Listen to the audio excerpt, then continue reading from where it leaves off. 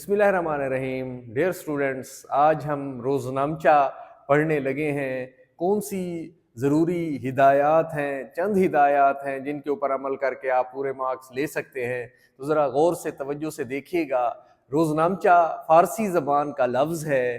اس کے لغوی معنی روزمرہ زندگی کا حساب لکھنے کی کتاب اور نوٹ بک، ڈائری اور کھاتہ وغیرہ کے ہیں. تو یہ ہماری روزانہ کی ڈائری ہوتی ہے. اصطلاحاً روزانہ کے معمولات کو یادداشت کے طور پر تحریری ریکارڈ میں لانا روزنامچہ کہلاتا ہے. روزنامچہ لکھنے کے لیے چند ضروری ہدایات ہیں، تو اس کے اوپر آپ ذرا غور کیجئے گا.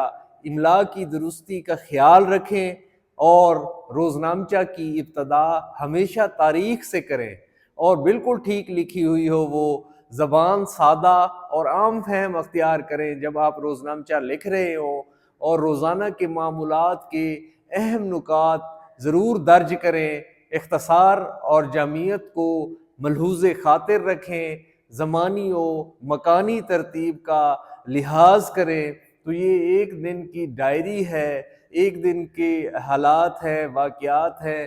آپ دیکھیں، اب کم از کم آپ اس میں 20 سے 25 منٹ میں آپ نے یہ سوال حل کرنا ہے. 2.5 سے 3 پیج آپ لوگوں نے لکھ جانے ہیں. کوئی قول، کوئی حدیث، کوئی شعر آپ ایڈ کر سکتے ہیں. اب ایک معلم کا روزنامچہ ہے، ایک معلم استاد، اس کی صبح کا آغاز جو ہے وہ کیسے ہوتا ہے.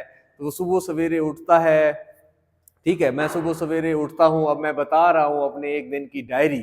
جو ہم ڈائری لکھتے ہیں تو اس میں کہ میں ایک دن جو ہے نا، یعنی صبح سویرے اٹھتا ہوں، میں نے نماز پڑھی صبح جماعت کے ساتھ، پھر میں سیر کے لیے نکل گیا، پھر میں نے ورزش کی، اور ورزش کرنے کے بعد پھر میں گھر آ گیا، ناشتہ کیا، پھر میں نے گاڑی نکالی اور میں گاڑی اپنا جو ہے کالج میں چلا آیا. پھر وہاں پہ میں نے لیکچرز دیے، بچوں کو پڑھایا، بڑا اچھا لگا. 2 لیکچرز دیے، پھر میں تھک گیا، سٹاف روم کے اندر آ کے بیٹھ گیا. پھر وہاں میں نے چائے منگوائی، بسکٹ منگوائی، پھر وہ میں نے کھائے. پھر میں دوبارہ گیا، بچوں کو 2 لیکچر اور دیے. آج ہماری جو غزل تھی، ٹھیک ہے، نہ گواؤ ناووں کے نیم کش، دل ریزہ ریزہ گنوا دیا، جو بچے ہیں سنگ سمیٹ لو، تنے داغ داغ لٹا دیا.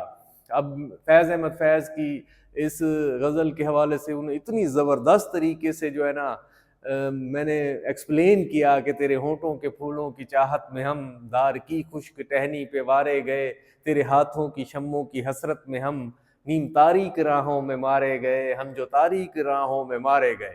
تو یہ چیزیں ایڈ کروائی انہیں، یہ اشعار ایڈ کروائے، ان کے مفہوم، شاعری اور ان کی حالات زندگی اور فیض کے بارے میں مکمل طور پر بتایا. تو ان کو کلیئر ہوا، وہ خوش ہوئے. اچھا، پھر اس کے بعد میں گھر کی طرف روانہ ہو گیا. پھر گھر آیا، تھوڑا ریسٹ کیا، کیلولا کیا، سو گیا. پھر نماز پڑھی، مغرب کا وقت ہو گیا. پھر اس کے بعد اپنے بچوں کو ہوم ورک وغیرہ شروع کروایا.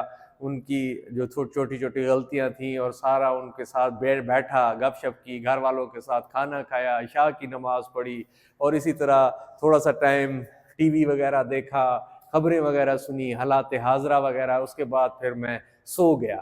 تو یہ سونے تک، اٹھنے تک جب اٹھتا ہے بندہ، اور سونے تک، اور پہلے تاریخ سے اس کا آغاز. تو یہ ساری جو پوائنٹس ہدایات بتائی گئی ہیں، یہ بورڈ کی طرف سے جو کی بنتی ہے اس میں وہ بتاتے ہیں کہ اس طریقے سے اگر بچہ لکھے گا روزنامچہ تو اس کو پورے نمبر دیجیے گا.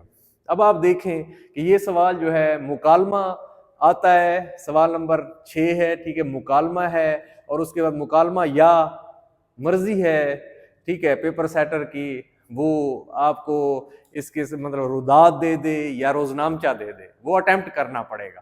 تو روزنامچے کو آپ نے اس طریقے سے کرنا ہے حل، اور یہ ساری چیزیں اس میں سے ایڈ کرنی ہے. تو انشاءاللہ آپ کو بہت فائدہ ہوگا. اگلی ویڈیو کے ساتھ حاضر ہوں گے. اللہ حافظ.